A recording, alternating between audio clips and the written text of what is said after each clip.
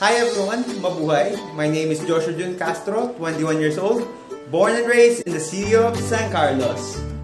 Our city is small but indeed incredible. Our main products are mango and bamboo. I really love hiking together with my friends because it was kinda exciting.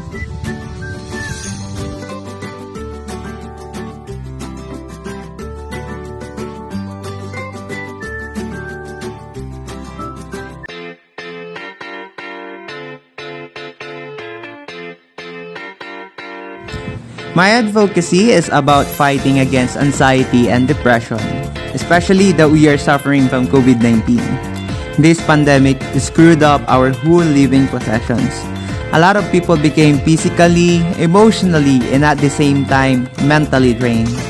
I am advocating this because I want people to feel that they are not alone. They have me to hopefully offer support and comfort in battling this mental crisis.